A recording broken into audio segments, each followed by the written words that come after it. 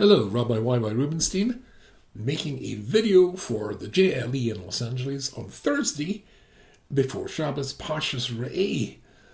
And this week's Parsha says a very interesting thing. I'll read. Re'eh anochi nosin lifnechem hayom.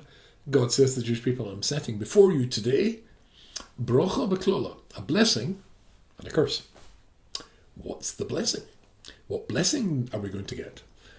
Esa brocha asher tishma al mitzvahs Hashem Elokechem. Some people translate it as, and the blessing will come about if you listen to what God tells you. And the klola is if you don't listen to what God tells you. But it doesn't seem to actually say what the blessing will be. And if you do so, you'll get the blessing. Beautiful land, Teslas, Learjets, whatever it is. It doesn't say that. It doesn't say what the klola is either. What is the blessing?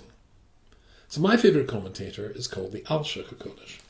The Alshich HaKodesh was a Talmud, a student of the Rabbi Yosef Karo, the author of the Shulchan Aruch, and the teacher of the Arizal, the great Kabbalist. Anybody who knows me will know I'm a lifelong admirer of the Alshich. And he says an incredibly interesting thing.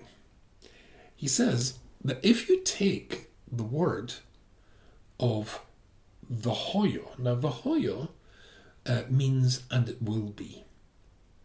And analyse it carefully, you'll see that it's a strange word. Hoyo means was. Put a vav in front of the was, and it changes from and it was to it will be. Will be. And that's a good thing, because whenever you see the word V'hoyo, it tells you something good's going to happen. Something good's going to happen. When something bad, the Torah is going to talk about something bad, it says Vayihi. But V'hoyo means, and it will be, and it will be good. Interesting, you take a word that means was, put the Vav in front of it, and it means will be. Then the past becomes the future. Interesting. What is the blessing? So the Alshich says the blessing is that you listen. V'hoyo im shma, and it will be if you listen. And then it will be a klola if you don't listen. People who listen, who take advice, who look to the past to be informed about the future, are people who have good lives, happy lives. But people who don't look to the past to inform the future, think that maybe the future is even better than the past, then they're going to likely run into trouble. How many times in your own life have you perhaps said yourself, but heard people say certainly, if only I had made this decision or that decision. If your decisions are made by the past, informed by the past, then you won't make the same mistake again. And if there's a vav at the front, it turns the past into the future. You're taking the past to inform the trajectory of your decision making, based on Torah advice from the past. Makes good sense. Let me tell you a story. Many years ago, when I lived in Manchester in England, I needed to buy a suitcase because, as you'll probably know, I travel all around the world speaking, and as a consequence, baggage handlers at airports tend to wreck my suitcases. I needed a new one. I went down to a suitcase wholesale business run by a distant relative of mine, who wasn't there. But the non-Jewish fellows who was working in the store, in the business, he had a flat cap. They had a very thick Manchester accent. I told him what I was looking for, and he said, well, if you go down to the end of that aisle there, turn right, then left. You look up, you'll see them on the shelf above.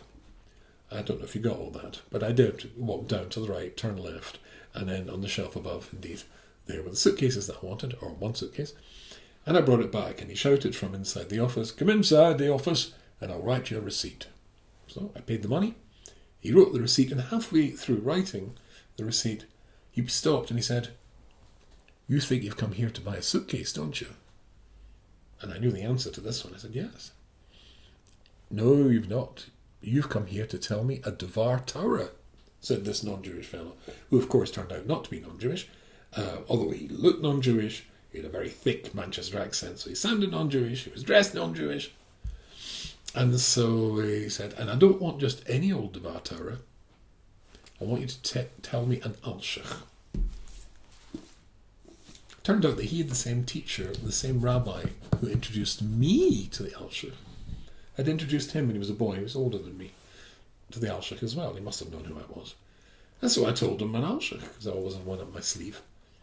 And he said, you know, our old teacher gave me a piece of advice many years ago, and I didn't listen to it. And I've regretted that every single day of my life. The advice was that he was studying in yeshiva in Manchester to be a rabbi.